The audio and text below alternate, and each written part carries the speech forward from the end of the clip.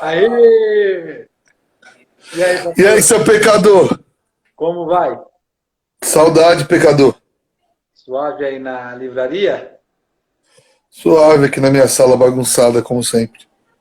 Livraria dos teológicos, hein? Na crise aí tá. Dá pra vender uns livros, pá. Comprei uns novos aí semana passada. Aí sim.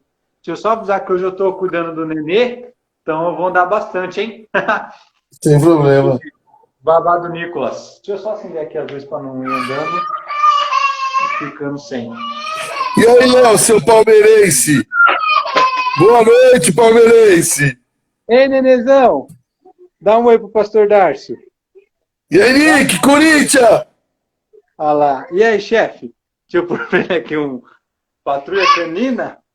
Pensa no nenê viciado em patrulha canina. As minhas na Macha e Urso, aquela mina terrível. Nossa, eu vi o negócio do aniversário, mitou, hein? As marchas e urso. Achei Eu da hora. comprei a máscara, mas não tirei foto, não. Boa noite, Léo. O Léo tá dando boa noite pra nós aí. Cara, eu Boa achei noite, engraçado demais. palmeirense. Ele tá triste, o Léo. Ele é palmeirense? Ele é. Nossa, mano, que pecador. Mas de boa. E aí, chefe? Chamei o seu hoje é pra gente conversar sobre o Espírito Santo. Eu acho que foi uma das coisas que a gente mais, assim, acho que parte teológica mudou muito quando a gente começou a estudar, né? Lá do Ernesto Nini, principalmente questão de como a gente via o que é ser cheio do Espírito Santo, né? Acho que mudou demais. Eu acho que você ainda já tinha uma cabeça diferente, né? Mas eu acho que foi a parte que nós mais mudamos. Você falava que quando a Luísa falava de fruto era ganhar pessoas, você já falava que não era. Você já defendia que fruto era caráter e tal. Eu lembro disso, que você conversava isso comigo. Mas eu acho que é a parte que nós mais mudamos, não é não, Vitor?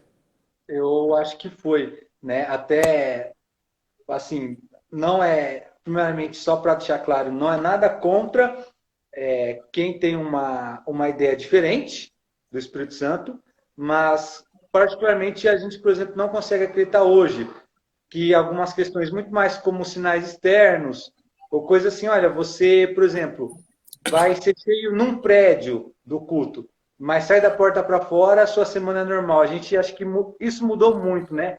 Ver que o Espírito Santo realmente age, mas no dia a dia da pessoa ele vai agir, fazendo a pessoa ser cheia, testemunhando, e por aí vai. Vamos É, conversar um pouco, mas acho que mudou muito, né? Até o que ser igreja, talvez é, mais reformado, mais puritano, não é? se Deus quiser. Até o aproveitando aí, chefe, o que o senhor aí que lê bastante os puritanos, como que eles entendiam assim essa questão de ser cheio do Espírito Santo, né? O que seria se eu perguntasse para um puritano, o que é ser cheio do Espírito Santo? Se você perguntasse para um puritano o que é ser cheio do Espírito Santo, a maioria ia dizer que é ter uma alegria muito profunda no coração, uma alegria não exterior, mas interior. Eles iam dizer que a humildade era uma marca de alguém cheio do Espírito Santo, a obediência às Escrituras, porque quando você pega aquele verso que diz assim, ah, enchei-vos, calma aí, até anotei aqui, Do não, não vos embriaguei com vinho, mas enchei-vos do Espírito, né? Ele vai dizer que beber do Espírito é beber da doutrina apostólica, né? É beber das escrituras, é beber da verdade bíblica e não beber de experiências sobrenaturais, entendeu? Que é a grande treta com os quakers, e aí eu fui dar uma estudada nos quakers, né? A gente na videira parecia mais os quakers do que qualquer outra coisa, né? A evidência era no experiencialismo, né? E enquanto os puritanos não. Era na questão de mudança interna, né? Uma coisa que para o puritano ia ser muito fatal você dizer se você é cheio do espírito é se você era um bom marido. Você vai encontrar isso em quase todos os escritos deles. Isso é interessante, eu vou pegar um gancho dessa parte, porque se a gente for parar para pensar, por exemplo, uma questão ministerial que era muito comum antigamente, era pessoas que faziam o ministério, mas não davam atenção para os filhos, né? Na verdade, até a gente vê hoje em dia cantor famoso, né? Não vou citar, mas a gente vê cantora famosa que os filhos viraram drag queen, estão fazendo qualquer coisa da vida, menos servindo a Deus. E você para pensar, como que essa pessoa é cheia do Espírito Santo, né? Como que essa pessoa, ela, enfim, meio contraditório, não parece? Muito. É bem complicado, porque isso acontecia no nosso meio bastante, né? Muita gente era boa em ativismo, né? Mas e aí ativismo vira ser cheio do Espírito Santo. Você vai lá, faz barulho, fala tal, não sei o quê, tem 200 compromissos na semana, mas isso não quer dizer que é cheio do Espírito Santo, né? Porque não está tendo mudança interna, não há piedade, não há dia do Senhor, não há nada. O que há é um movimento artístico, ou na igreja é o que há muita atividade, né? É bem diferente. Né? Vou trazer uma polêmica para o senhor. Que Pode falar. Já A última live quase acabou comigo, mas tá bom. Né? Eu não estava na última, graças a Deus. Eu sou pouco polêmico, só um pouquinho. Não. Mas, né, nós até aprendemos isso, né? Não vou dizer qual foi o pastor pecador que me ensinou, né? Mas é o seguinte, que lá em Atos vai dizer que quando o Espírito Santo desceu, eles foram cheios e eles falaram em outras línguas. E, né, inclusive, muita igreja, eu até entrei em sites de igrejas que eu gosto, que eu admiro, e no site delas eles deixam bem claro que para eles o falar em línguas é sinal. Então, ou seja, se você for num culto, o sinal de que você foi cheio ou que você recebeu um batismo, uma bênção do Espírito Santo, é que você falou em outras línguas. O que o senhor vê isso e como o senhor vai interpretar essa passagem ou outras em Atos, por exemplo? Vamos lá. Esse é um assunto dos mais conturbados, né? Porque antigamente nós mesmos ensinávamos que a maior marca era falar em línguas, né? E isso virou uma bagunça no nosso meio, né? Então a gente tem que. Eu acho que até é capaz de ter sido eu que te ensinou isso aí. Você não quis falar o nome. Tranquilo. Mas hoje eu vejo assim, ó, eu creio no falar em línguas, pode ser sincero. Mas em Atos 2 eu vejo que era outras línguas dos povos ali, né? Em Atos 2 ali fica. Língua de fogo. Ali em Atos 2 não tem como ser. Agora, o que sempre me salta à mente é quando Paulo fala que ele orava em línguas no quarto dele, né? Não há muito sentido dele falar uma outra língua que fosse grego, aramaico, no seu quarto para edificação própria. Mas hoje, eu sou do modelo bem moderado, assim. Eu acredito como o Carson e o Piper. Eu acho que a língua não deve ser proibida, mas ela não é evidência de nada. Entende? Ninguém é mais que ninguém por isso. Mas ela não. Eu não entendo que ela deve ser proibida, né? Até tendo uma treta na internet do Cranconato rebatendo o Carson. Mas é a maneira que eu creio, eu respeito e não sei se ficou não sei se eu respondi sua pergunta. Sim, agora vamos para uma próxima. Senhor pastor, vamos supor que eu vou na sua morada, né, não a sua casa, a morada Mauá, eu saio daí, dizendo, nossa, que culto bom, eu fui cheio de Espírito Santo. O que deveria se entender por isso? Né? O que o senhor espera de uma pessoa que vá na sua igreja para ela dizer que ela saiu de aí cheia? Ela vai dizer que talvez ela sentiu alguma coisa, ou para o senhor isso não é tão importante, ou o senhor vai gostar, se ela chorar num culto, como que o senhor vai entender? Hoje eu creio que uma pessoa recebeu algo do Espírito quando ela principalmente se dobra a palavra, né? A opinião dela fica em último plano, ela realmente é quebrantada pela palavra de se dobrar à Escritura, não a palavra que eu disse, não a história que eu contei, mas o texto que foi pregado, ela reconhece como a verdade de todos os tempos e se dobra diante daquele texto. Que nem domingo eu preguei sobre ânimo, Paulo dizendo que ele não desanima porque ele crê que Cristo ressuscitou dos mortos, ele crê. Então, ele cita algumas coisas que acontecem com ele. O que é ser cheio do Espírito para mim? É você ouvir essa mensagem e a mensagem ser bíblica é crer completamente nessa mensagem, é crer não no pregador, mas aquilo que foi pregado e principalmente não o quebrantamento exterior, mas um quebrantamento interior que você só vai ter certeza se aquilo causou mudança, não é na hora. A gente se tornou um povo, e aí por culpa minha mesmo, é muito de resposta, né? Quanto mais se chora, mais quebrantado é. Mas na realidade é só o tempo que vai dizer se aquilo quebrantou a pessoa ou não. Certo. Bacana. E como o senhor vai ver, por exemplo, no seu culto essas questões? Se uma pessoa está ali emocionada, tudo mais, como que está recebendo aí? Como o senhor... Não, eu acho que isso aí é um pouco mais tranquilo. Por exemplo, eu sou alguém que me emociona mais fácil. Você é alguém que não se emociona tão fácil. Eu acho que a igreja tem que aprender a conviver com as duas questões. Só que ela não pode achar que aquele que chora mais é mais espiritual do que aquele que não chora. Que isso são parte das nossas emoções. Agora, a grande questão é se a nossa afeição, que é o nosso interior, lá no espírito, isso foi alterado. E isso só é demonstrado com o tempo. Então, não tem jeito. A gente é um povo latino, né? Tem gente entre nós que é muito emotiva, como eu mesmo, e outros que não são tão emotivos. Mas às vezes não, muitas vezes são mais cheios do espírito que os outros. E essa não é uma questão fundamental. Eu acho que não se deve proibir, né? A não ser que seja uma questão assim muito exagerada, muito absurda. E não deve se achar que aquele que é mais tranquilo, ele é menos espiritual. Mas tem muito a ver com a questão própria da pessoa mesmo.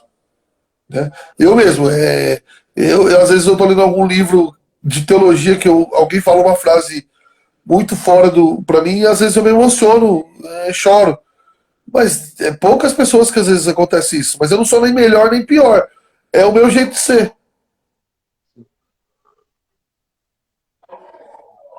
Certo. Vamos para uma questão, eu lembro que assim, a gente tinha antigamente alguns tipos de culto para ser cheio, culto de fogo.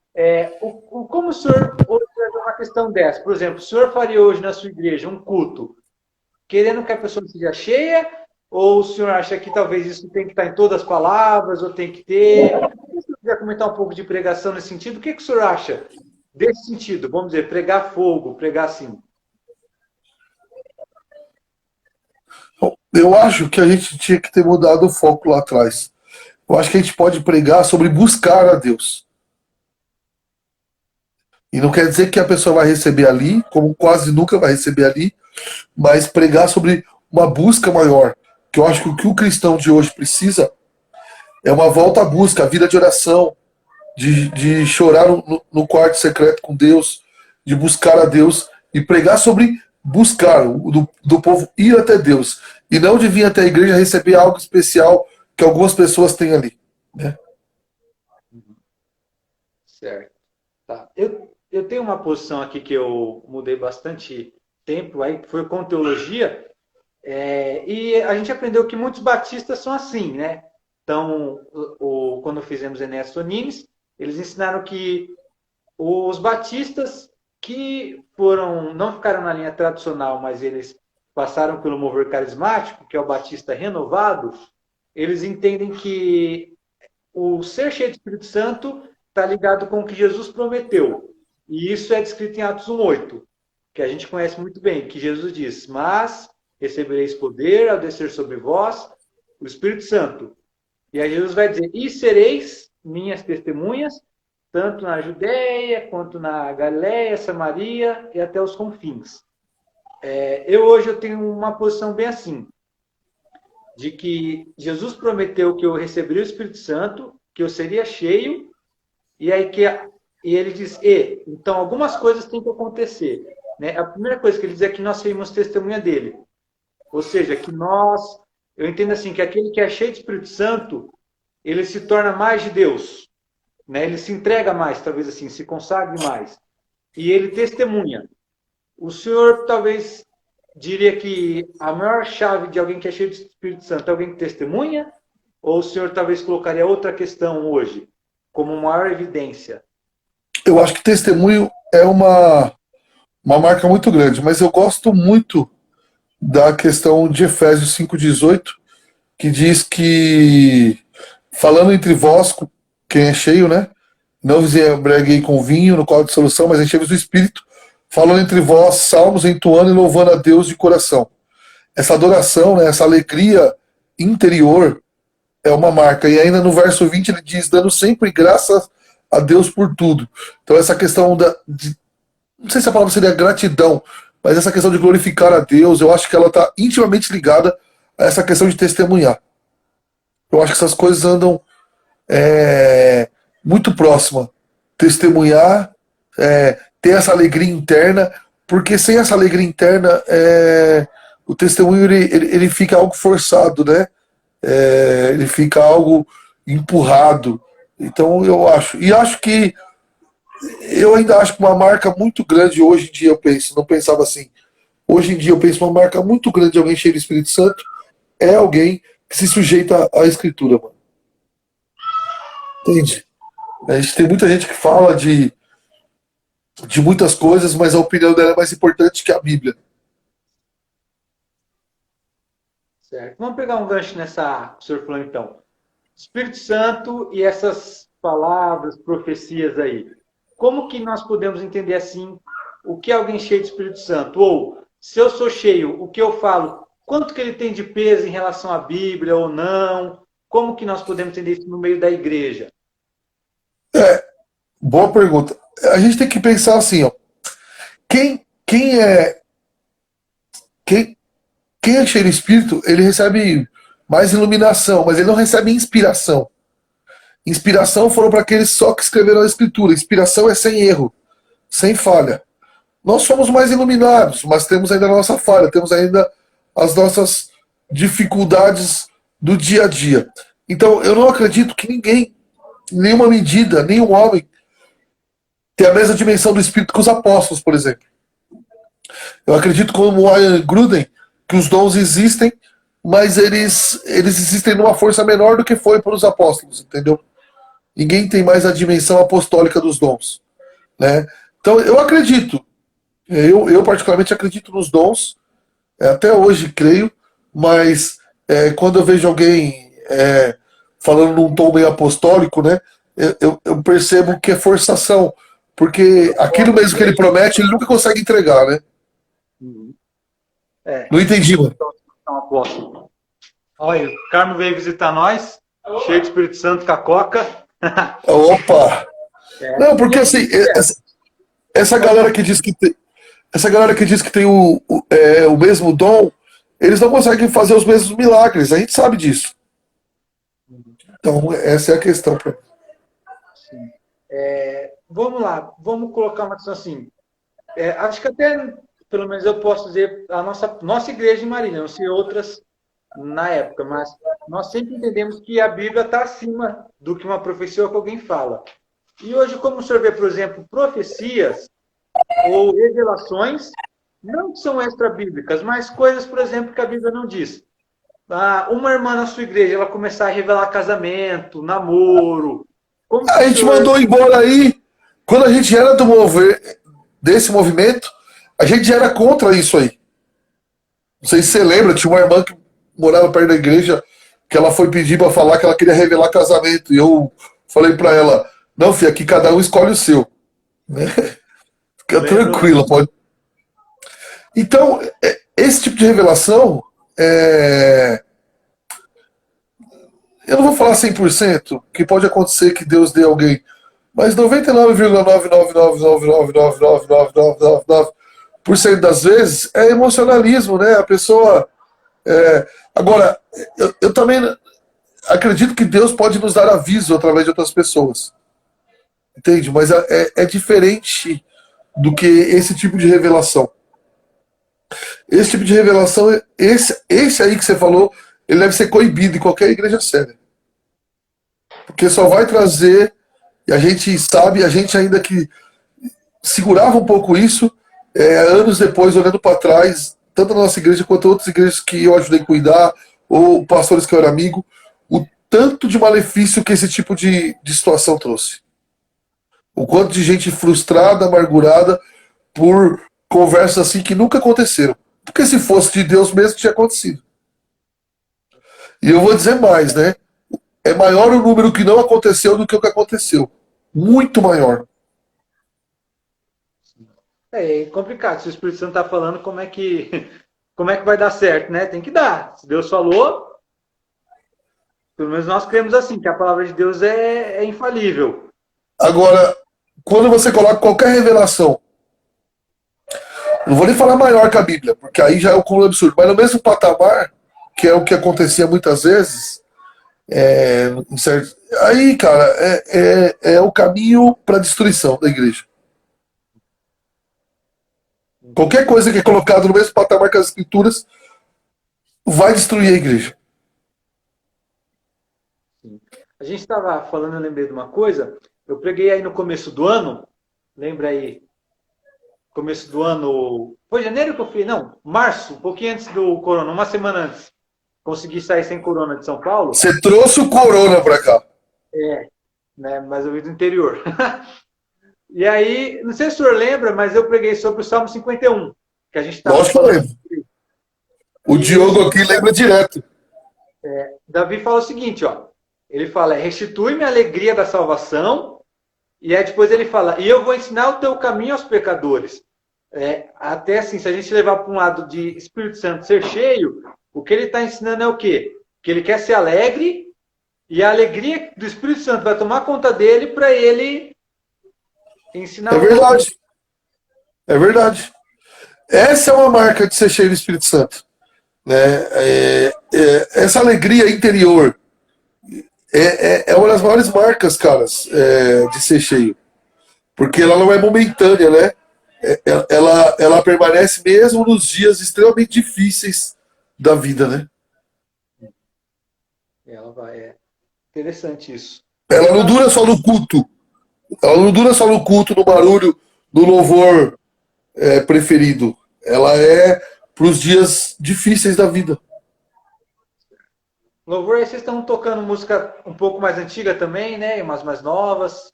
Como é que tá o louvor? A gente mudou bastante. A gente toca música mais antiga. Estamos tocando algumas coisas daquele Reformed Som e do Projeto Sola. Projeto Sola é bom. E, na realidade, assim, eu tenho umas 2, 3 pessoas aqui que têm me abençoado muito. Assim, eu manjo muito pouco de louvor, você sabe.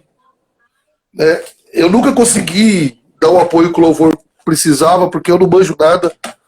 Mas é uma coisa assim que eu falei com eles e eles têm me ajudado comprando a ideia.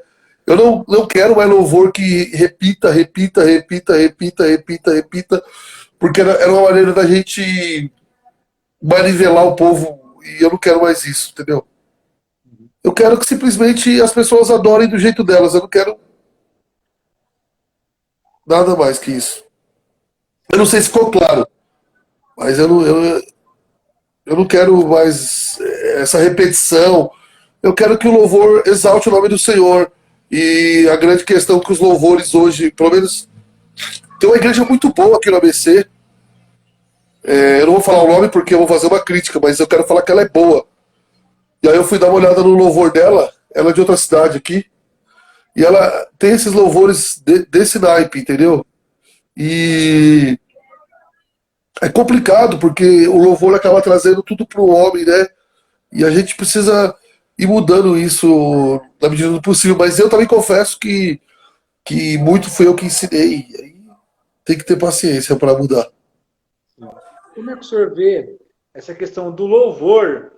Preparar a pessoa para ser cheia, preparar a pessoa para ela, vamos dizer assim, que ela entre numa atmosfera do Espírito Santo. Como que o senhor vê isso hoje? Eu acho que esse era um outro erro muito grande. Eu acho que o louvor é o lugar de nós adorarmos ao Senhor. Não para ele nos preparar para recebermos algo. Porque é nós adorando ao Senhor. Entendeu?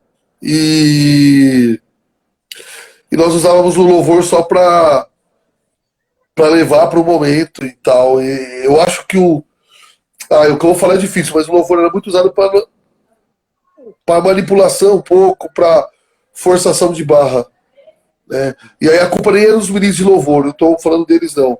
Estou culpando nós pastores mesmo. Entende? Uhum. Sim. Mas apesar de eu também não jogar fora a função que a adoração e a música têm no meio dos crentes. Por toda a história da Bíblia do Antigo, no Novo Testamento e de pós, a música ela tem um lugar muito central. Talvez nós somos, junto com o judaísmo, as únicas religiões que a música tem um poder tão grande no meio. Porque a adoração é a marca do cristão. Mas não para algo, não para receber algo, não para qualquer coisa assim. A adoração ela deve ser realmente o encontro do servo com o seu senhor, entendeu? O servo encontrando com o Senhor, ele não vai falar as palavras bonitas para o Senhor tratar ele bem. Quando eu digo servo com o Senhor, um bom Senhor que cuida de nós, que nos ama, é o momento de nós nos rasgarmos diante dele sem esperar nada em troca. Mas a gente sempre acabava trabalhando nessa troca que era muito ruim. Entendi. Nessa barganha. Sim. Eu tenho uma mensagem montada até sobre Efésios disso aí. Eu não sei se o senhor lembra, mas o Efésios, eu estou até com ele aberto aqui, do 14:5, do capítulo 5, do 14 em diante, ele vai dizer assim: desperta, tu que dormes, levanta dentre os mortos. Né? Eu percebo um pouco assim, particularmente. Que de Efésios em diante, o que ele está tendo aqui? Ele está mostrando como cheio de Espírito Santo. Ou seja, o cristão ele desperta, ele se levanta, levantar dentre os mortos é ter uma atitude, já que esse mundo é representado por aqueles que estão mortos entre pecados.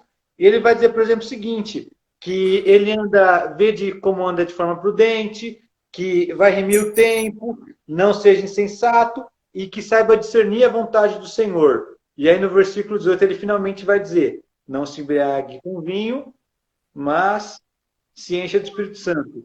O senhor acha que existem passos para ser cheio do Espírito Santo? Não, passo não. Eu acho que acaba tendo um caminho bíblico, mas ele não chega a ser passos, né? Essa questão de 7 passos. Despertar. Hã? 7 passos para ser cheio do Espírito Santo? Não, isso aí não existe, isso aí foi invenção, né? Mas você quer ver algo bem assim? Aqui em pouca gente eu posso falar. Olha o Tecende que aconteceu, né? Quantas promessas, tudo que acontecer. E o que aconteceu? Deus vai espalhar a gente pelo mundo. Não, Deus trancou todo mundo em casa, né? Vai espalhar pela internet. É que não entendeu direito a profecia. Veio com falha, veio com delay. E aí faz isso, e canta, e profetiza, e faz em 3 estádios, 4 estádios, 5 estádios. Né? E aí, eu não estou nem falando dos organizadores, gente que estava fazendo avivamento num dia, no outro estava no carnaval, no outro estava faltando no culto para ver Netflix, tá ligado? Uhum. Então, o ser cheio do Espírito Santo virou só emocionalismo mesmo. Você pode ser cheio na sexta e tá na balada, pegando umas meninas no sábado. Uhum. E isso é um cúmulo absurdo. Né? Então, ser cheio do Espírito Santo é um caminhar de leitura da Bíblia, de despertar, de comer. Quer ver uma marca de quem é cheio do Espírito Santo?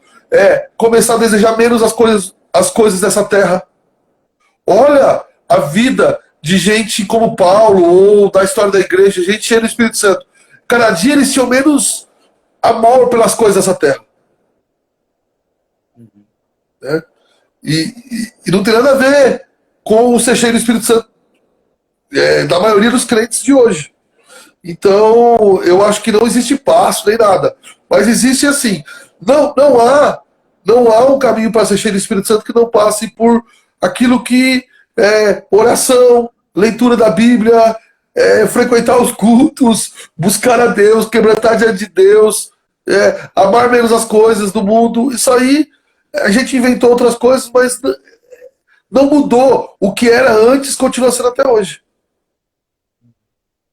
Certo, entendido. O senhor comentou um pouco aí do Tecende e avivamento e movimento. Porque assim, eu vou dizer um- uma questão minha particular. Eu percebo que geralmente os crentes mais parados são os crentes mais frios na fé. Como que a gente consegue ter uma visão, não sei, bíblica ou equilibrada disso? Já que, querendo ou não, esses crentes mais cheios, eles são assim, né? A gente percebe, por exemplo, que muita gente sincera vai em locais de movimento esperando encontrar avivamento. Como que o senhor vê essa questão? Eu acho que uma marca do Tecende é que lá tinha gente, que se eu fosse mais novo eu também estaria, que deseja avivamento. É o que você falou, né? As pessoas que muito paradas, elas não são cheias. Eu acho que essa questão, ela passa por onde? É que nós, primeiro, não vamos produzir avivamento. Não adianta reunir todo mundo que gosta e vai ficar cantando até Deus mandar. É impossível o homem produzir aquilo que só pode ser feito por Deus. Né? Segundo, com avivamento ou sem avivamento, nós viver uma vida avivada e piedosa nossa de cada dia. No reduto onde nós estamos. Servindo nossa família, servindo na igreja, servindo na sociedade, se preciso, servindo. Né? Então, eu vou dar um exemplo simples. Há pessoas que falam de avivamento, mas elas faltam muito no culto, por exemplo. É uma coisa para mim que eu não consigo nem. Um cristão avivado é um cristão que está na igreja, que está edificando, que está junto do Senhor? É lógico, porque assim, ó, essa história, não, eu sou avivado, mas eu vivo distante. Não, a marca do cristão avivado é que ele quer andar em comunidade. Ele tem prazer de andar com os crentes. Né? Eu vou dizer mais, a marca de que alguém nasceu de novo é que ele gosta de estar com os crentes. Então, se reunir com os irmãos, falar com os irmãos, aí não é ativismo. É que as pessoas não conseguem separar, por exemplo, o seguinte: o que é ativismo?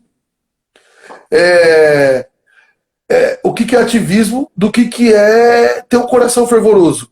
Ativismo é muito que a gente fez, 200 reuniões para resolver quase nada.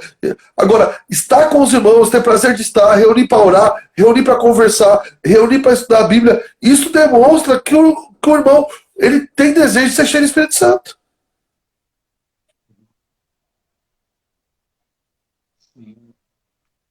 Entendido. O Léo Vieira fez um comentário aqui. Eu lembro que isso tinha muito. Como que a gente vai conciliar assim? Por exemplo, Paulo fala, busque os dons. Outra passagem ele fala, busque os melhores dons. Como que a gente concilia essa questão da pessoa se interessar? Como que o senhor vê isso hoje? Se alguém falasse, pastor, me explica essa passagem, né? Eu sei que é uma passagem da Bíblia, eu só vou encontrar o dom com a Bíblia, mas como que eu buscaria um dom, o senhor me diria?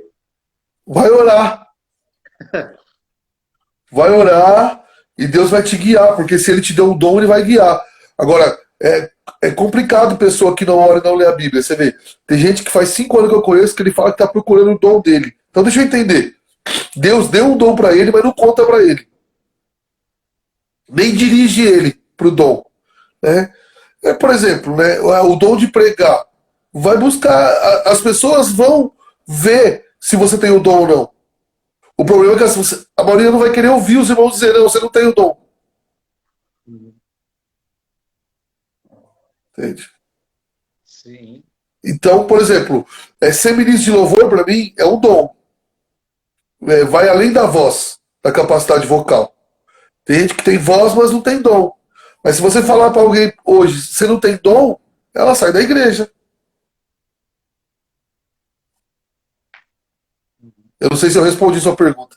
Não, respondeu, entendi. Sim, nós temos que ter aí. Vamos falar um pouco dessa questão do mover pentecostal e tudo mais. Como que o senhor analisa hoje, a gente já está 2020, está mais de um século depois, questões como, por exemplo, Rua Azusa, pessoas como o próprio Seymour, como que o senhor colocaria Cara, ali? eu vou falar a real pra você, assim. Você é meu amigo, eu vou falar bem a verdade. Apesar de eu achar que houve um avivamento na Rua Azusa, quando eu li a biografia do Seymour, eu fiquei assustado, porque eles mais brigaram do que fizeram qualquer outra coisa na vida. É... eu posso muito pouco avaliar o movimento pentecostal americano, então eu vou te falar do movimento pentecostal brasileiro. O movimento pentecostal brasileiro, apesar de erros, como existe um movimento histórico, ele tinha parte muito séria. E é inegável, né, que aquele tradicionalismo e formalismo de algumas igrejas históricas fez nascer um desejo de uma busca maior por Deus. Foi da onde surgiu o movimento pentecostal brasileiro forte nos anos 60. Só que ali para os anos 70 e os anos 80 aconteceu um problema muito grave, né? Que era a formação, o início do neopentecostalismo, onde eu e você andamos, você por culpa minha, né? De neopentecostalismo, de loucura total. Então, eu vou falar para você assim: eu respeito o movimento pentecostal no Brasil, mas ele se tornou pequeno perto do grande movimento neopentecostal que existe hoje no Brasil. O neopentecostalismo é uma praga no Brasil, né? Eu fiz um post na internet, eu tenho que parar com isso, diminuir bastante, há uns 3 meses atrás, de quando nós vamos admitir que os neopentecostais e os liberais não são evangélicos. Mas, agora, essa busca do pentecostal, esse desejo, essa vida de oração que acontecia mesmo, não dos neopentecostais, dos pentecostais, ela deve ser imitada.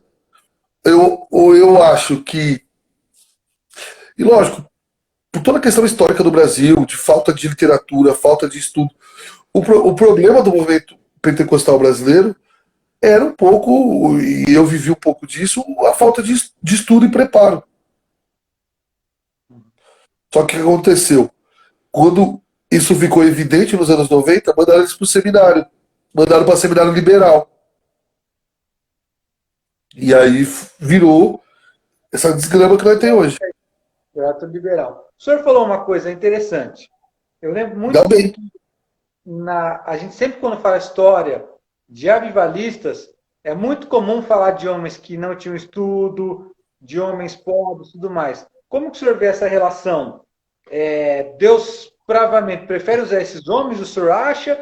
Ou o senhor acha que às vezes usavam esse tipo de gente para talvez negligenciar um estudo da palavra? Como que o senhor vê isso? Eu acho assim, ó, Deus usa, primeiro assim, né? Deus usa quem quer. Deus usou gente analfabeta, mais do que letrados. Só que Deus também usou muita gente letrada. O problema é que a igreja brasileira só dá foco nos iletrados.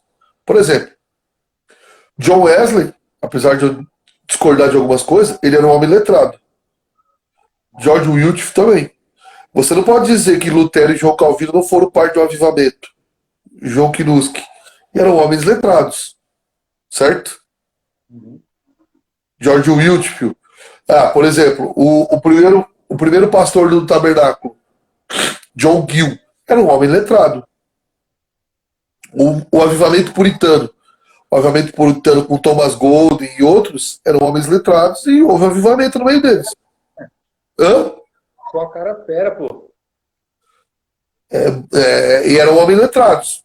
Então, agora, Deus usa gente letrada? Não, filho, Deus usa quem ele quer. Mas você pega assim, ó. Vamos falar de uma coisa mais palpável, assim.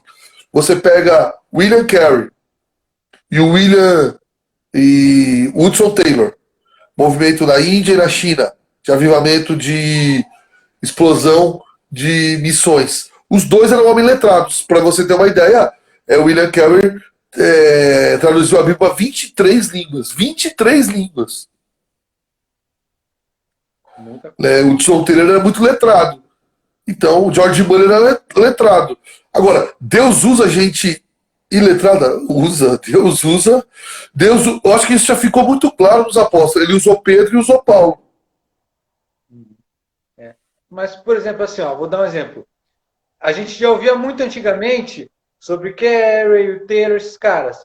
Mas a gente não ouvia, por exemplo, que eles traduziram em 23 línguas a Bíblia. A gente não ouvia o Não, Carey traduzia grego, hebraico. Por que que o senhor, assim, nós não vemos tanto isso?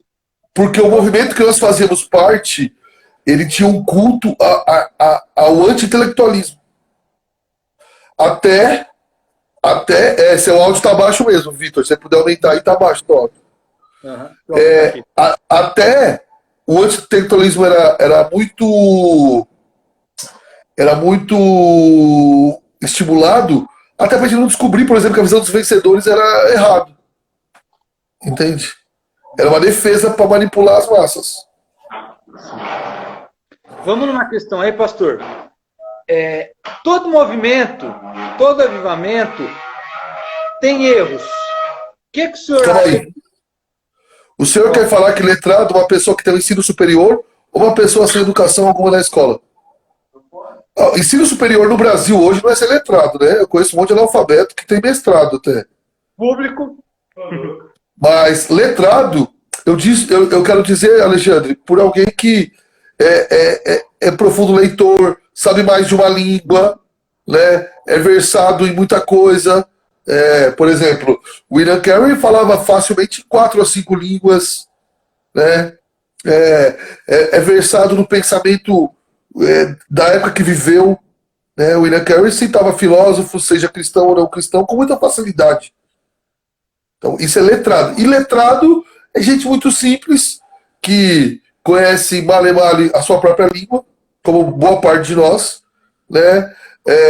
Eu mesmo luto para aprender, eu não sou como esses caras, mas Deus usa gente letrada, gente simples que não conhece filosofia e tal, mas se agarra às escrituras e Deus o usa. Mas Deus usou muita gente que conhecia sobre Spurgeon mesmo. Quando ele faleceu, a biblioteca dele tinha mais de 12 mil livros. Muita coisa. Uhum. Sobre o avivamento, seguinte, todo avivamento tem erros. Sim, Como que o senhor vê essa questão, então?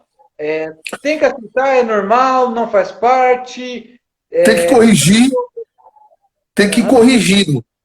Então, fala de novo, que cortou. Isso, por exemplo, pode um exemplo disso. E corrigindo os exageros, por exemplo. Quando existe exagero no avivamento, não quer dizer que não é avivamento. Quer dizer que é exagero, porque o homem ali, ele sente algo e ele exagera. Por exemplo, quando o Jonathan Edwards pregava e pessoas tinham visão que estavam vendo o inferno, era exagero. Vou aguardar ele responder. É isso aí, galera. Vamos chegar junto para bater um papo. Aguardando. Opa, apareceu a perna, pelo menos. Aê! E aí, seu pecador? Como vai? Saudade, pecador. Suave aí na livraria? Suave aqui na minha sala bagunçada, como sempre. Livraria dos teológicos, hein? Na crise aí tá. Dá para vender os livros, pá. Comprei uns novos aí semana passada. Aí sim. Deixa eu só avisar que hoje eu tô cuidando do nenê, então eu vou andar bastante, hein? Sem problema. Babado Nicolas. Deixa eu só acender aqui as luzes para não ir andando e ficando sem. E aí, Léo, seu palmeirense? Boa noite, palmeirense. Ei, nenezão! Dá um oi pro pastor Darcio. E aí, Nick, Corinthians? Olha lá. E aí, chefe? Deixa eu pôr aqui um patrulha canina. Pensa no nenê viciado em patrulha canina. As minhas na marcha e urso, aquela mina terrível. Nossa, eu vi o negócio do aniversário, mitou, hein? As marchas e urso. Eu comprei a máscara, mas não tirei foto, não. Boa noite, Léo. O Léo tá dando boa noite pra nós aí. Cara, Boa noite, palmeirense. Ele tá triste, o Léo. Ele é palmeirense? Ele é. Nossa, mano, que pecador. Mas de boa. E aí, chefe? Chamei o seu hoje é pra gente conversar sobre o Espírito Santo, eu acho que foi uma das coisas que a gente mais, assim, acho que parte teológica mudou muito quando a gente começou a estudar, né? Lá do Ernesto Nini, principalmente questão de como a gente via o que é ser cheio do Espírito Santo, né? Acho que mudou demais. Você, eu acho que você ainda já tinha uma cabeça diferente, né? Mas eu acho que foi a parte que nós mais mudamos. Você falava que quando o Aloysio falava de fruto era ganhar pessoas, você já falava que não era. Você já defendia que fruto era caráter e tal. Eu lembro disso, que você conversava isso comigo. Mas eu acho que é a parte que nós mais mudamos, não é não, Vitor? Eu acho que foi, né? Até, assim, não é, primeiramente, só para deixar claro, não é nada contra quem tem uma ideia diferente do Espírito Santo, mas, particularmente, a gente, por exemplo, não consegue acreditar hoje que algumas questões muito mais como sinais externos, ou coisa assim, olha, você, por exemplo, vai ser cheio num prédio do culto, mas sai da porta para fora, a sua semana é normal. A gente acha que isso mudou muito, né? Ver que o Espírito Santo realmente age, mas no dia a dia da pessoa ele vai agir, fazendo a pessoa ser cheia, testemunhando, e por aí vai. Vamos É, conversar um pouco, mas acho que mudou muito, né? Até o ser igreja, talvez é, mais reformado, mais puritano, não é? se Deus quiser. Até o aproveitando aí, chefe, o que o senhor aí que lê bastante os puritanos, como que eles entendiam assim essa questão de ser cheio do Espírito Santo, né? O que seria se eu perguntasse para um puritano, o que é ser cheio do Espírito Santo? Se você perguntasse para um puritano o que é ser cheio do Espírito Santo, a maioria ia dizer que é ter uma alegria muito profunda no coração, uma alegria não exterior, mas interior. Eles iam dizer que a humildade era uma marca de alguém cheio do Espírito Santo, a obediência às Escrituras, porque quando você pega aquele verso que diz assim, ah, enchei-vos, calma aí, até anotei aqui, Do não. não vos embriaguei com vinho, mas enchei-vos do Espírito, né? Ele vai dizer que beber do Espírito é beber da doutrina apostólica, né? É beber das Escrituras, é beber da verdade bíblica e não beber de experiências sobrenaturais, entendeu? Que é a grande treta com os Quakers, e aí eu fui dar uma estudada nos Quakers, né? A gente na videira parecia mais os Quakers do que qualquer outra coisa, né? A evidência era no experiencialismo, né? E enquanto os puritanos não. Era na questão de mudança interna, né? Uma coisa que para o puritano ia ser muito fatal você dizer se você é cheio do espírito é se você era um bom marido. Você vai encontrar isso em quase todos os escritos deles. Isso é interessante, eu vou pegar um gancho dessa parte, porque se a gente for parar para pensar, por exemplo, uma questão ministerial que era muito comum antigamente, era pessoas que faziam o ministério, mas não davam atenção para os filhos, né? Na verdade, até a gente vê hoje em dia cantor famoso, né? Não vou citar, mas a gente vê cantora famosa que os filhos viraram drag queen, estão fazendo qualquer coisa da vida, menos servindo a Deus. E você para pensar, como que essa pessoa é cheia do Espírito Santo, né? Como que essa pessoa, ela, enfim, meio contraditório, não parece? Muito. É bem complicado, porque isso acontecia no nosso meio bastante, né? Muita gente era boa em ativismo, né? Mas e aí ativismo vira ser cheio do Espírito Santo. Você vai lá, faz barulho, fala tal, não sei o quê, tem 200 compromissos na semana, mas isso não quer dizer que é cheio do Espírito Santo, né? Porque não está tendo mudança interna, não há piedade, não há dia do Senhor, não há nada. O que há é um movimento artístico, ou na igreja é o que há muita atividade, né? É bem diferente. Né? Vou trazer uma polêmica para o senhor. Pode falar. Já A última live quase acabou comigo, mas tá bom.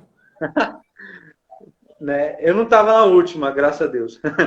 Eu sou pouco polêmico, só um pouquinho. Não. Mas, né, nós até aprendemos isso, né? Não vou dizer qual foi o pastor pecador que me ensinou, né? Mas é o seguinte, que lá em Atos vai dizer que quando o Espírito Santo desceu, eles foram cheios e eles falaram em outras línguas.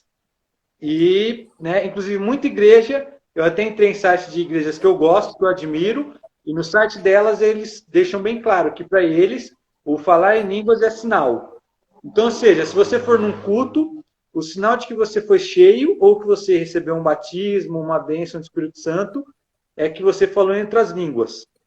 O que o senhor vê isso e como o senhor vai interpretar essa passagem ou outras em Atos, por exemplo? Vamos lá. Esse é um assunto dos mais conturbados, né? Porque antigamente nós mesmos ensinávamos que a maior marca era falar em línguas, né? E isso virou uma bagunça no nosso meio, né? Então a gente tem que. Eu acho que até é capaz de ter sido eu que te ensinou isso aí. Você não quis falar o nome. Tranquilo. Mas hoje eu vejo assim, ó, eu creio no falar em línguas, pode ser sincero. Mas em Atos 2 eu vejo que era outras línguas dos povos ali, né? Em Atos 2 ali fica. Língua de fogo. Ali em Atos 2 não tem como ser. Agora, o que sempre me salta à mente é quando Paulo fala que ele orava em línguas no quarto dele, né?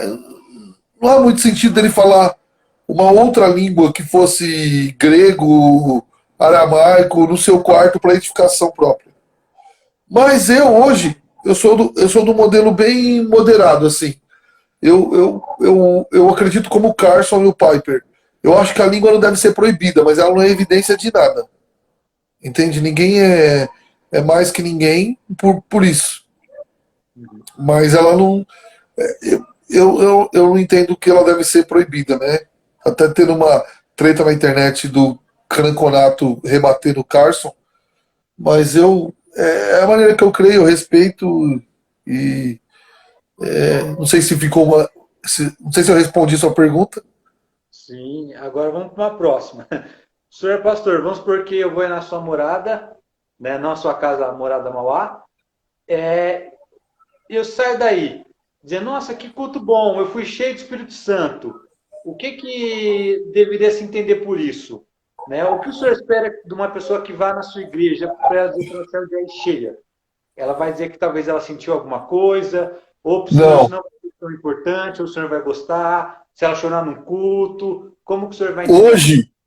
Hoje eu creio que uma pessoa recebeu algo do Espírito quando ela principalmente se dobra a palavra, né?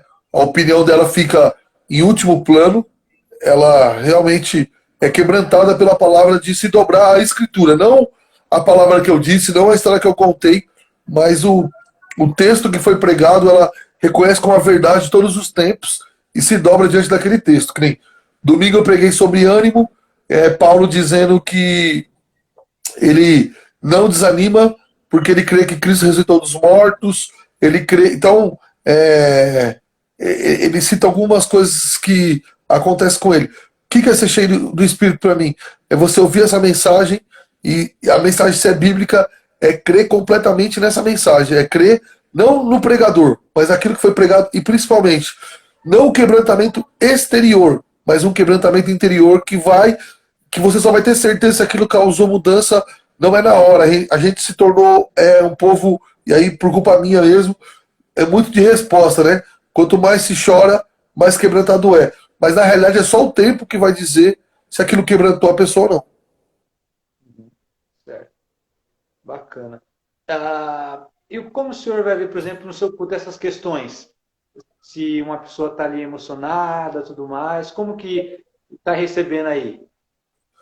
Eu acho que isso aí é um pouco mais tranquilo. Por exemplo, eu sou alguém que me emociona mais fácil. Você é alguém que não se emociona tão fácil. Eu acho que a igreja tem que aprender a conviver com as duas questões. Só que ela não pode achar que aquele que chora mais é mais espiritual do que aquele que não chora. que isso são parte das nossas emoções. Agora, a grande questão é se a nossa afeição, que é o nosso interior, lá no espírito, isso foi alterado. E isso só é demonstrado com o tempo. Então, não tem jeito. A gente é um povo latino, né? Tem gente entre nós que é muito emotiva, como eu mesmo, e outros que não são tão emotivos. Mas às vezes não, muitas vezes são mais cheios do espírito que os outros. E essa não é uma questão fundamental. Eu acho que não se deve proibir, né? A não ser que seja uma questão assim muito exagerada, muito absurda. E não deve se achar que aquele que é mais tranquilo, ele é menos espiritual. Mas tem muito a ver com a questão própria da pessoa mesmo. Né? Eu mesmo, às vezes eu estou lendo algum livro de teologia que alguém fala uma frase muito fora para mim, e às vezes eu me emociono, choro. Mas é poucas pessoas que às vezes acontece isso. Mas eu não sou nem melhor nem pior. É o meu jeito de ser.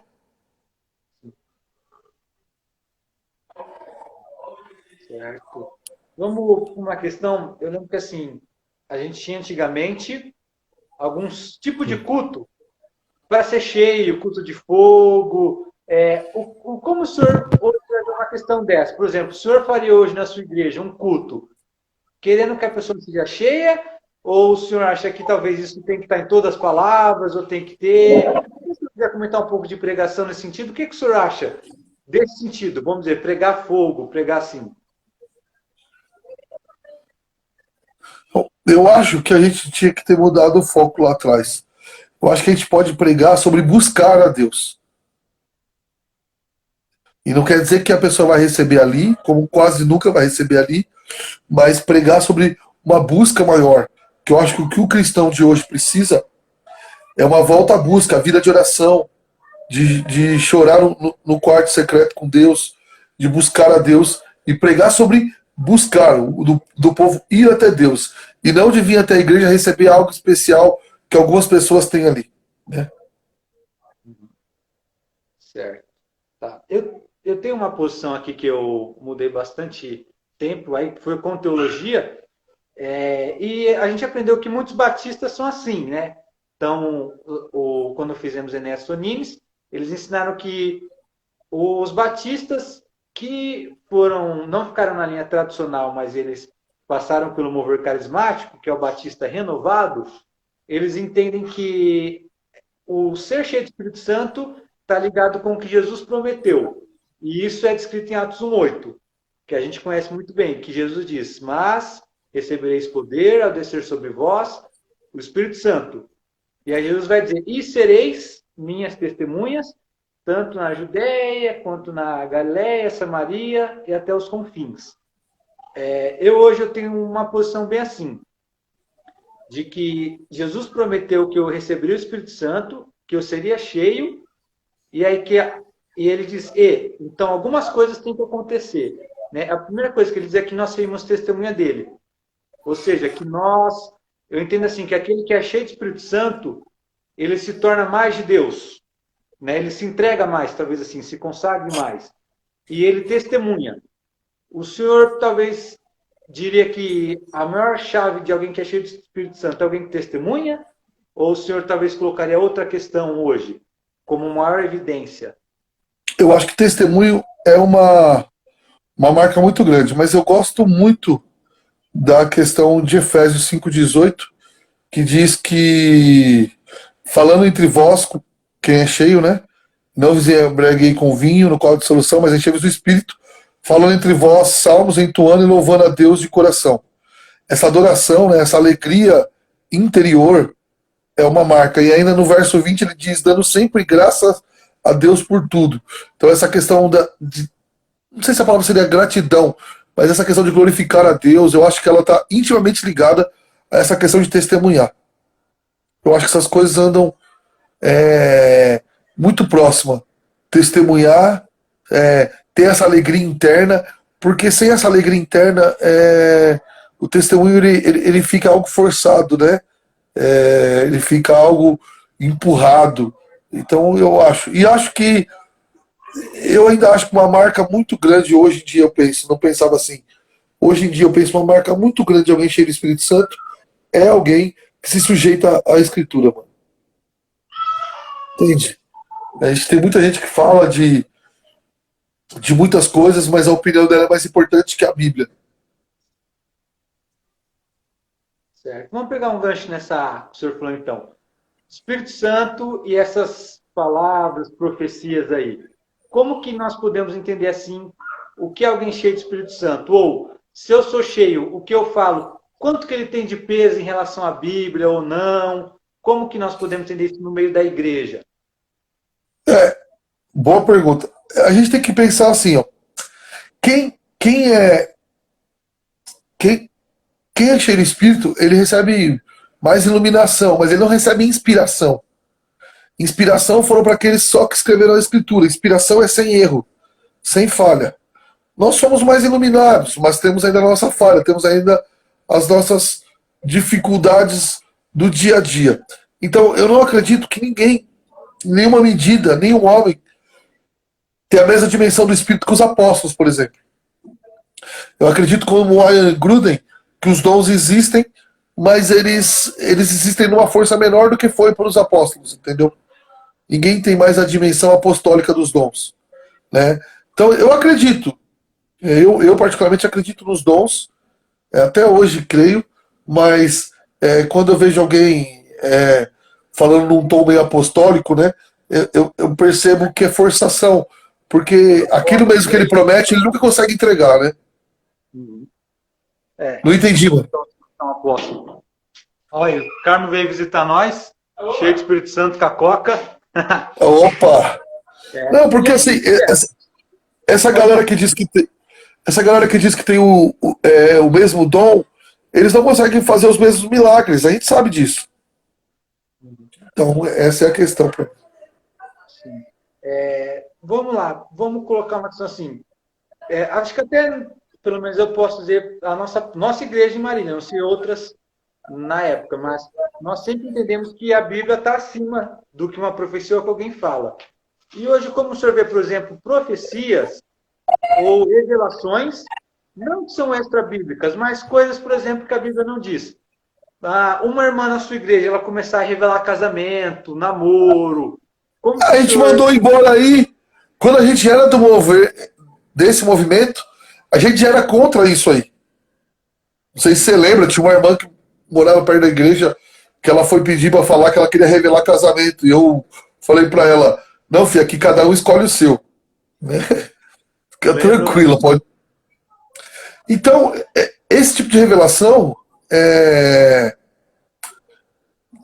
eu não vou falar 100%, que pode acontecer que Deus dê a alguém, mas 99,999999999% das vezes é emocionalismo, né? A pessoa.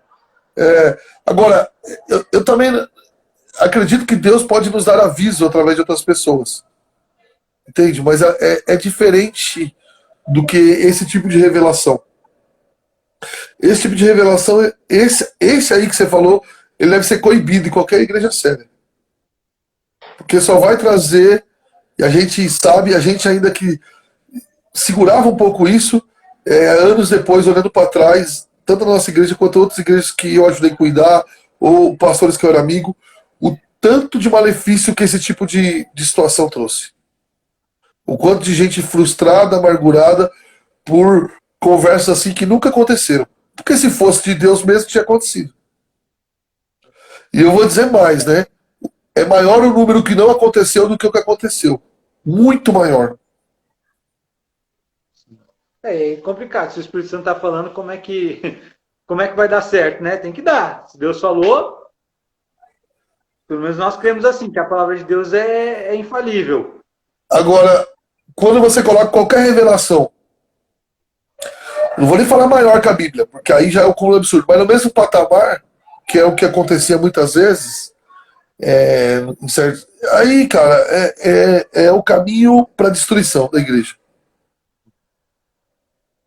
Qualquer coisa que é colocado no mesmo patamar que as escrituras vai destruir a igreja. A gente estava falando, eu lembrei de uma coisa, eu preguei aí no começo do ano, lembra aí, começo do ano, foi janeiro que eu fui? Não, março, um pouquinho antes do corona, uma semana antes. consegui sair sem corona de São Paulo. Você trouxe o corona pra cá. Né? Mas eu vim do interior. E aí, não sei se o senhor lembra, mas eu preguei sobre o Salmo 51, que a gente estava Lógico que eu lembro. O Diogo aqui lembra direto. Davi fala o seguinte, ó. Ele fala, restitui-me a alegria da salvação. E aí depois ele fala, e eu vou ensinar o teu caminho aos pecadores. Até assim, se a gente levar para um lado de Espírito Santo ser cheio, o que ele está ensinando é o quê? Que ele quer ser alegre, e a alegria do Espírito Santo vai tomar conta dele para ele ensinar. É verdade. É verdade. Essa é uma marca de ser cheio do Espírito Santo. Né? Essa alegria interior é uma das maiores marcas, caras, de ser cheio. Porque ela não é momentânea, né? Ela permanece mesmo nos dias extremamente difíceis da vida, né? Ela vai, interessante isso. Ela não dura só no culto. Ela não dura só no culto, no barulho, no louvor preferido. Ela é para os dias difíceis da vida. Louvor, aí vocês estão tocando música um pouco mais antiga também, né? E umas mais novas. Como é que tá o louvor? A gente mudou bastante. A gente toca música mais antiga. Estamos tocando algumas coisas daquele Reformed Song e do Projeto Sola. Projeto Sola é bom. E, na realidade, assim, eu tenho umas 2, 3 pessoas aqui que têm me abençoado muito. Assim, eu manjo muito pouco de louvor, você sabe. Né? Eu nunca consegui dar o apoio que o louvor precisava, porque eu não manjo nada. Mas há uma coisa assim que eu falei com eles e eles têm me ajudado comprando a ideia. Eu não quero mais louvor que repita, porque era uma maneira da gente manivelar o povo e eu não quero mais isso, entendeu? Eu quero que simplesmente as pessoas adorem do jeito delas, eu não quero nada mais que isso. Eu não sei se ficou claro, mas eu não quero mais essa repetição. Eu quero que o louvor exalte o nome do Senhor. E a grande questão que os louvores hoje, pelo menos, tem uma igreja muito boa aqui no ABC. Eu não vou falar o nome porque eu vou fazer uma crítica, mas eu quero falar que ela é boa. E aí eu fui dar uma olhada no louvor dela, ela é de outra cidade aqui, e ela tem esses louvores desse naipe, entendeu? E é complicado, porque o louvor acaba trazendo tudo pro homem, né? E a gente precisa ir mudando isso na medida do possível. Mas eu também confesso que muito fui eu que ensinei. E aí tem que ter paciência para mudar. Como é que o senhor vê essa questão do louvor? Preparar a pessoa para ser cheia, preparar a pessoa para ela, vamos dizer assim, que ela entre numa atmosfera do Espírito Santo. Como que o senhor vê isso hoje? Eu acho que esse era um outro erro muito grande. Eu acho que o louvor é o lugar de nós adorarmos ao Senhor. Não para ele nos preparar para recebermos algo. Porque é nós adorando ao Senhor. Entendeu? E nós usávamos o louvor só para levar para o momento e tal. E eu acho que o que eu vou falar é difícil, mas o louvor era muito usado para manipulação um pouco, para forçação de barra. Né? E aí a culpa nem é dos ministros de louvor, não estou falando deles não. Estou culpando nós pastores mesmo. Entende? Uhum, sim. Mas apesar de eu também não jogar fora a função que a adoração e a música têm no meio dos crentes. Por toda a história da Bíblia do Antigo, no Novo Testamento e depois, a música ela tem um lugar muito central. Talvez nós somos, junto com o judaísmo, as únicas religiões que a música tem um poder tão grande no meio. Porque a adoração é a marca do cristão. Mas não para algo, não para receber algo, não para qualquer coisa assim. A adoração ela deve ser realmente o encontro do servo com o seu senhor, entendeu? O servo encontrando com o Senhor, ele não vai falar as palavras bonitas para o Senhor tratar ele bem. Quando eu digo servo com o Senhor, um bom Senhor que cuida de nós, que nos ama, é o momento de nós nos rasgarmos diante dele sem esperar nada em troca. Mas a gente sempre acabava trabalhando nessa troca que era muito ruim. Entendi. Nessa barganha. Sim. Eu tenho uma mensagem montada até sobre Efésios disso aí. Eu não sei se o senhor lembra, mas o Efésios, eu estou até com ele aberto aqui, do 14, 5, do capítulo 5, do 14 em diante, ele vai dizer assim: desperta, tu que dormes, levanta dentre os mortos, né? Eu percebo um pouco assim, particularmente, que de Efésios em diante, o que ele está tendo aqui? Ele está mostrando como ser cheio do Espírito Santo. Ou seja, o cristão ele desperta, ele se levanta, levantar dentre os mortos é ter uma atitude, já que esse mundo é representado por aqueles que estão mortos entre pecados. E ele vai dizer, por exemplo, o seguinte, que ele vê de como anda de forma prudente, que vai remir o tempo, não seja insensato e que saiba discernir a vontade do Senhor. E aí no versículo 18 ele finalmente vai dizer: não se embriague com vinho, mas se encha do Espírito Santo. O senhor acha que existem passos para ser cheio do Espírito Santo? Não, passo não. Eu acho que acaba tendo um caminho bíblico, mas ele não chega a ser passos, né? Essa questão de 7 passos para ser cheio? despertar. Hã? 7 passos para ser cheio do Espírito Santo? Não, isso aí não existe, isso aí foi invenção, né? Mas você quer ver algo bem assim? Aqui em pouca gente eu posso falar. Olha o Tecende que aconteceu, né? Quantas promessas, tudo que acontecer. E o que aconteceu? Ah, Deus vai espalhar a gente pelo mundo. Não, Deus trancou todo mundo em casa, né? Vai espalhar pela internet.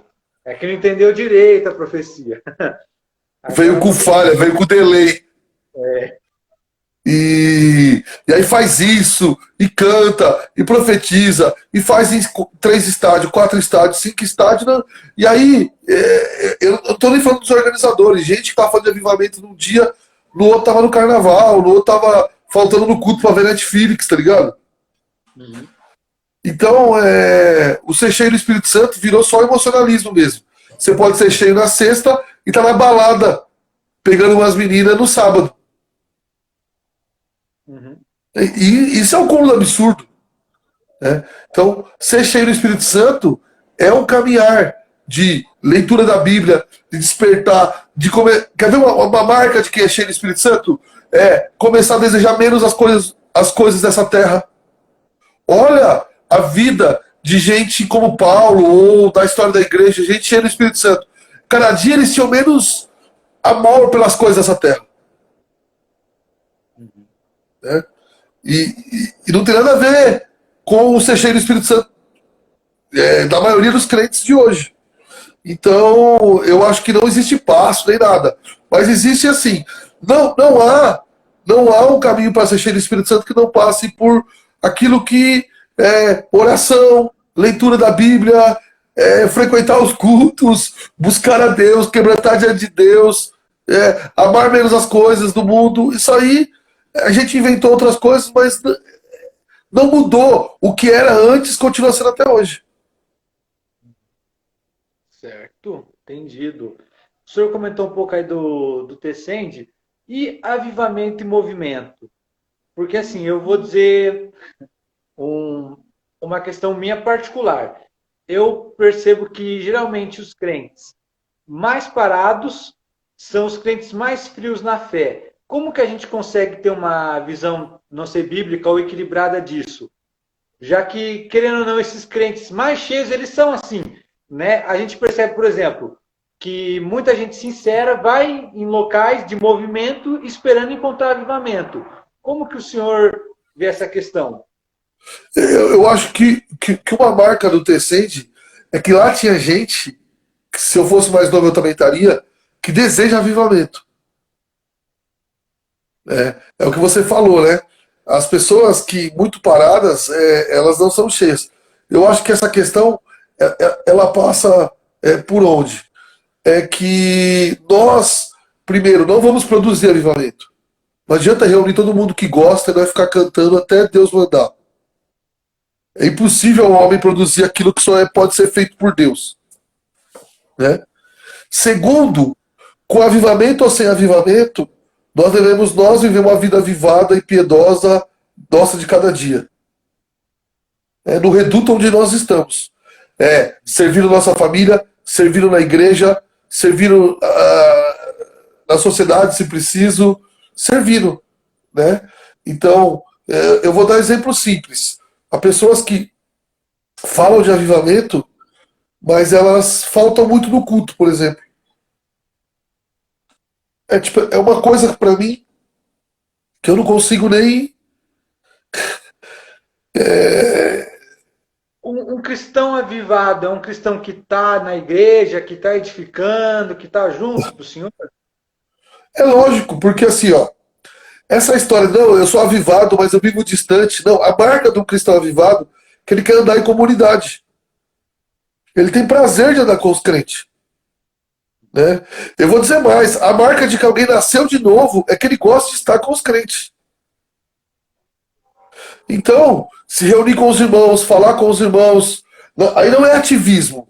É que as pessoas não conseguem separar, por exemplo, o seguinte, o que é ativismo? É, o que é ativismo do que é ter um coração fervoroso. Ativismo é muito que a gente fez, 200 reuniões para resolver quase nada.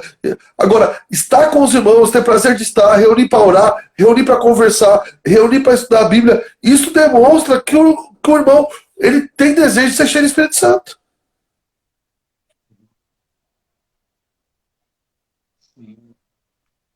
Entendido. O Léo Vieira fez um comentário aqui.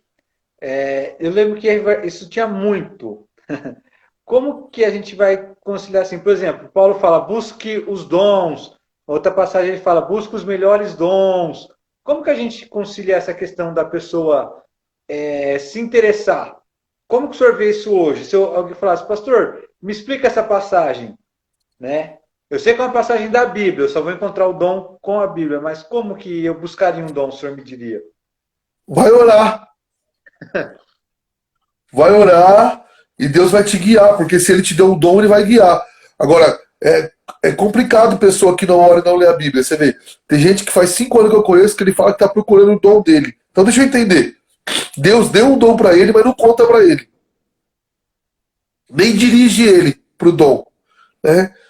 Por exemplo, né, o dom de pregar.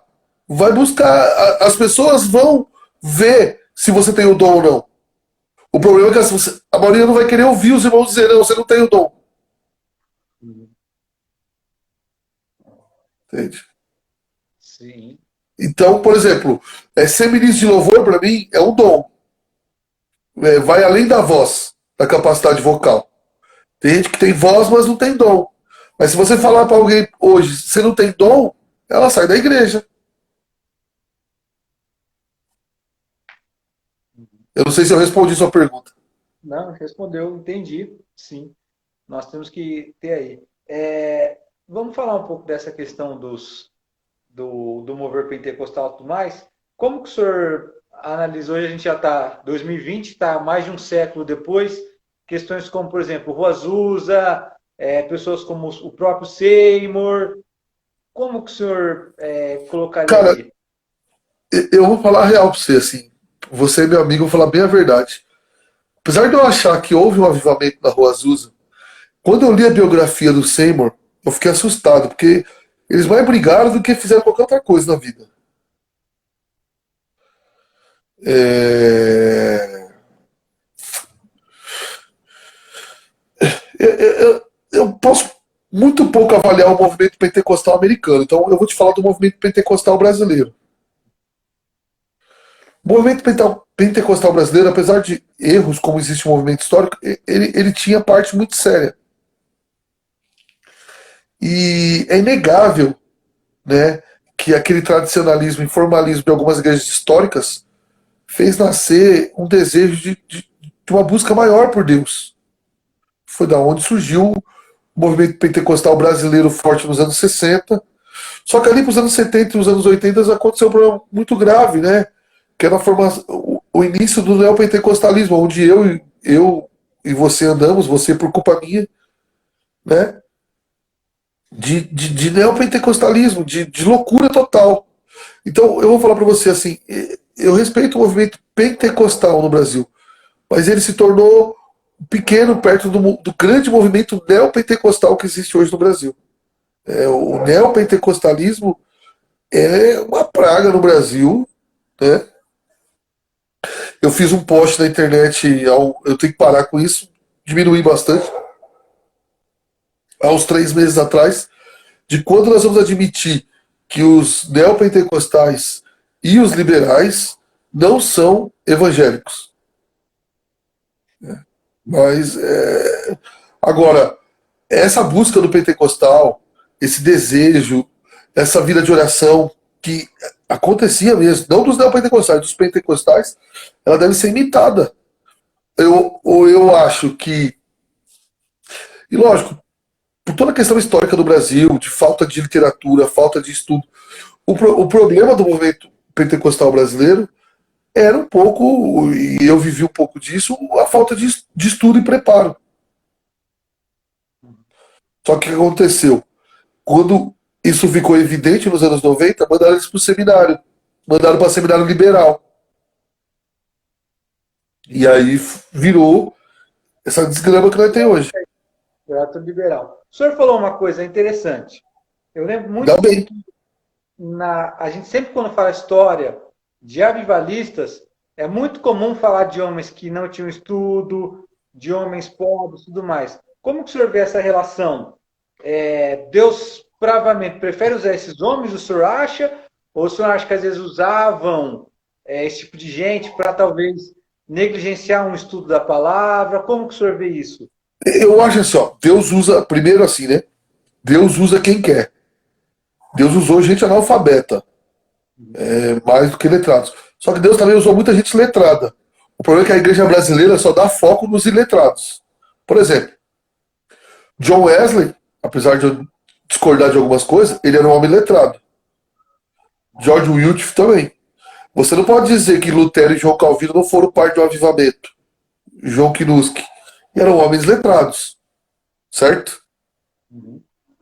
George Wycliffe. Por exemplo, o primeiro pastor do tabernáculo, John Gill, era um homem letrado. O avivamento puritano. O avivamento puritano com Thomas Golden e outros eram homens letrados e houve avivamento no meio deles. Hã?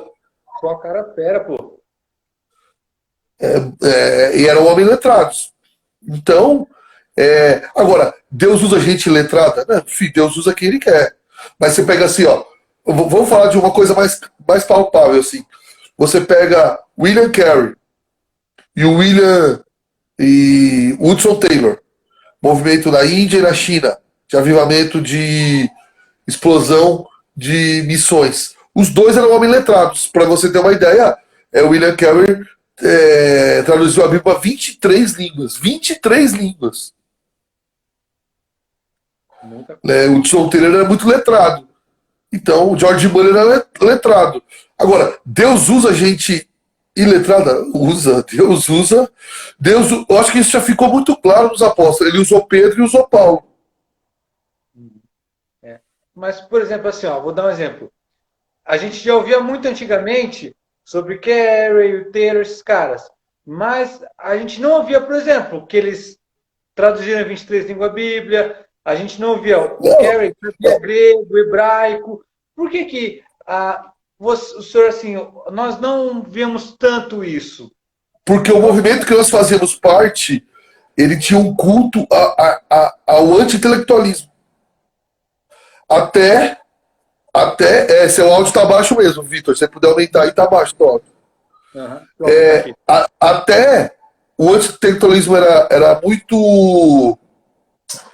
muito estimulado, até para a gente não descobrir, por exemplo, que a visão dos vencedores era errado. Entende? Era uma defesa para manipular as massas. Vamos numa questão aí, pastor. Todo movimento, todo avivamento tem erros. O que o senhor acha? O senhor quer falar que letrado é uma pessoa que tem um ensino superior ou uma pessoa sem educação alguma na escola? Ensino superior no Brasil hoje não é ser letrado, né? Eu conheço um monte de analfabeto que tem mestrado até. Público. Mas letrado, eu quero dizer, Alexandre, por alguém que é profundo leitor, sabe mais de uma língua, né? É versado em muita coisa. Por exemplo, o William Carey falava facilmente 4 ou 5 línguas, né? É versado no pensamento da época que viveu, né? O William Carey citava filósofos, seja cristão ou não cristão, com muita facilidade. Então, isso é letrado. E letrado é gente muito simples, que conhece male male a sua própria língua, como boa parte de nós, né? Eu mesmo fui luto para aprender, não sou como esses caras, mas Deus usa gente letrada, gente simples que não conhece filosofia e tal, mas se agarra às escrituras e Deus o usa. Mas Deus usou muita gente que conhecia sobre Spurgeon mesmo. Quando ele faleceu, a biblioteca dele tinha mais de 12 mil livros. Muita coisa. Uhum. Sobre o avivamento, seguinte, todo avivamento tem erros. Sim, Como que o senhor vê essa questão, então? Tem que aceitar, é normal, não faz parte? tem que corrigir, tem que ir Aham. corrigindo. Não, fala de novo, que cortou. Isso, por exemplo, pode um exemplo disso. E corrigindo os exageros, por exemplo. Quando existe exagero no avivamento, não quer dizer que não é avivamento.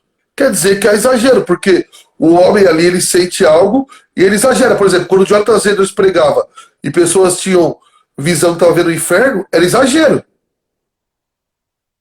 Mas não deixa de ser avivamento. E o exagero, Deus colocou líderes, pastores, para corrigir os exageros. O problema é que nós, pastores, às vezes ficamos tão embebedados pelo avivamento que não queremos corrigir nada, só queremos que o negócio cresça. Mas aonde tem um homem, vai ter é, erros, né? Então, avivamentos. Até o Jonathan Edwards tem um livro só sobre isso, né? O Afeições Religiosas, de que pode ter erro, pode ter falha, mas não deixa de ser o derramar do Espírito Santo. Mas deve ser corrigido, né? Por exemplo, eu posso acreditar que no começo do ano 2000 Deus começou a derramar uma graça sobre parte do Brasil. Mas caminhou, todo esse movimento caminhou para longe das escrituras. E aí ele foi ficando tão longe, tão longe, tão longe, que virou uma outra coisa que não dá nem para chamar de avivamento. Uhum. Como que o senhor vê o seguinte? Avivamento, se a gente não querer que tenha erros, ou esperar o momento perfeito, a gente não vai viver. O senhor acha que isso é certo ou não? Repete. Vamos dizer assim, ó, nós queremos perfeição. Senão nós não Não queremos vai ter. avivamento. Que vai acontecer? Não vai acontecer? Não vai acontecer porque Deus vai fazer você querendo uma coisa ou não. Porque é Ele que manda o avivamento. Mas o avivamento perfeito, ele não vai existir nunca. Você pode pegar. Eu não estou falando de falso avivamento, coisa que as pessoas chamam de avivamento que não foi. Mas você pega histórias de avivamento mesmo. Você quer ver? Eu quero estudar a partir de 2022 só os puritanos, né? Mas aonde eu estou estudando os puritanos, você já encontra erro no meio deles. Era um movimento de avivamento, de piedade, de pureza, de paixão por pureza, sabe? De gente que queria ser simples, não queria. Mas eles tinham erro, eles tinham exageros no meio deles. Sim. Mas para mim é um movimento muito admirável. Mas se você quiser encontrar perfeição, você vai reclamar deles também. Como na Reforma Protestante, por exemplo. Tem gente que tem dificuldade com Lutero porque ele tinha defeitos. E graves. Deixa eu pegar um ponto aí. Esse é delicado. Avivamento traz gente. Como que nós equilibramos isso? E como que a nossa igreja pode ser avivada sem conversão ou não? Ou como que o senhor vê Não. essa questão? Essa questão é Avivamento, avivamento traz conversão. Mas não conversão, eu não estou chamando de conversão em massa. Traz conversão, mas não em massa, porque muito do que foi chamado de conversão em massa no Brasil não foi conversão, né? Foi aderir e depois desistir da fé, né? É, Então, vai ter conversão, não tem jeito, então vai ter gente nova, vai ter gente com seus preceitos entrando na igreja, e elas precisam ser ensinadas, trabalhadas. Precisamos ensinar a Bíblia, deixar ela sentadinha um tempo aprendendo.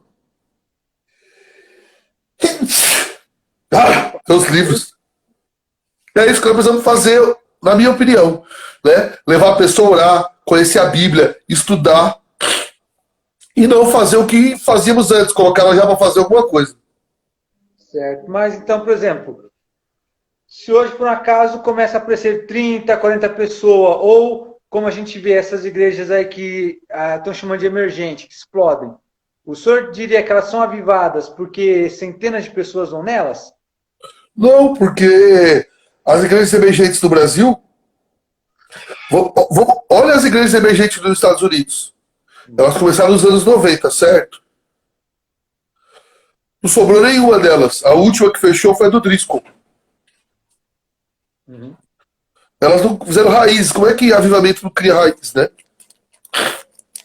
Então, por exemplo, a igreja do Vitor Azevedo aqui em São Caetano tem milhares de pessoas. Mas ele é um herege. Entende? Na melhor das hipóteses, ele é um bobinho. Né? Na melhor das hipóteses. Agora, fala. Depois eu pergunto. Não, fala. Melhor me cortar. Uma igreja como a dele. É. Dura muito tempo ou não? Ou tem que entrar no caminho? Ou nesse caminho não tem solução? Nós aqui em Mauá durou 15 anos. 12. A dele pode ser que dure. Parece que não muito. Porque ele é muito novo, muito menino, né? E outra, ele pode se arrepender e mudar a postura, né? Pode se converter. Pode acontecer muita coisa.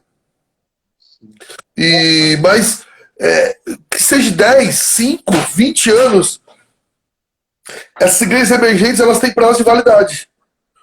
Por exemplo, vamos falar de nós, dos nossos erros, né? O movimento de igreja em célula, ele teve 15 anos de durabilidade no Brasil.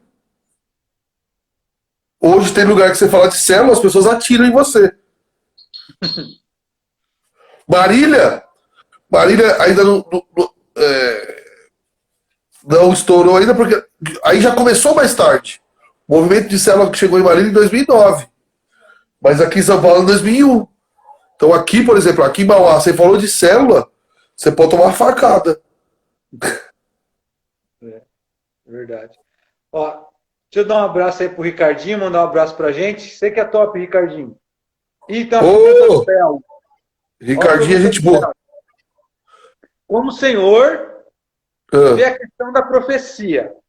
Aí o senhor pode responder. E ele já meio que encaminhou aqui ela. Ela é como no Antigo Testamento ou ela é inserida na pregação? Essa segunda parte eu não entendi muito, não, mas fala um pouco aí. A maioria do que se chama de profecia deve ser pregação. A pregação é profética. Agora, se Deus trouxer uma palavra sobre o futuro, que pode acontecer uma vez ou outra, bem, você vai ter que esperar acontecer, porque não dá para sair confiando em todo mundo. Eu digo isso porque assim, né? João Calvino teve um sonho de que invadiriam a França, ele foi embora 2 dias antes de invadirem. Foi um pré-aviso divino. Deus às vezes pode avisar seus filhos de alguma forma. Entende? Então eu não quero jogar isso completamente fora. Mas isso não é a maneira costumeira de Deus fazer. Costumadamente Deus faz através da palavra dele. Certo. E o senhor então hoje, por exemplo, o John Stott, ele vai dizer assim, é interessante a visão dele, ele diz que o profeta, o Antigo Testamento, ou antes de Jesus, melhor dizer, a palavra de Deus vinha até ele, descia. Ou seja, era profeta quem a palavra ia. O Stott diz que depois de Jesus, são aqueles homens que vão até a palavra. O senhor concorda com esse tipo de afirmação? Perfeito, né?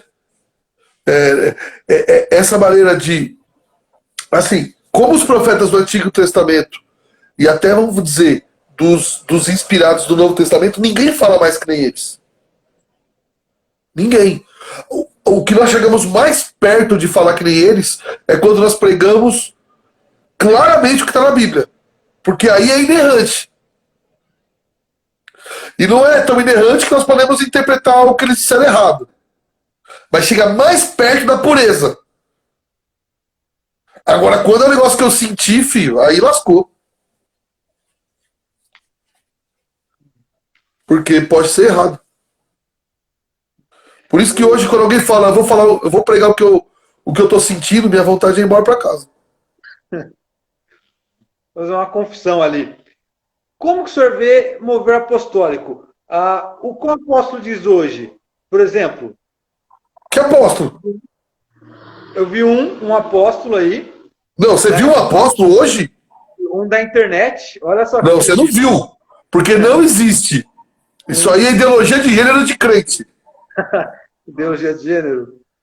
Um dito apóstolo, ele diz o seguinte, ó, que salvação não se perde. A salvação você joga fora, no sentido de interpretar apostasia. Como que o senhor vê esses apóstolos e o que eles ensinam? Primeiro, se o cara é apóstolo, não entendi, fala de novo. O Espírito Santo se move neles? Então, eu não vou dizer que não, porque o Espírito Santo se move onde quer, né? Ele usou a mula de Balaão, né? Então.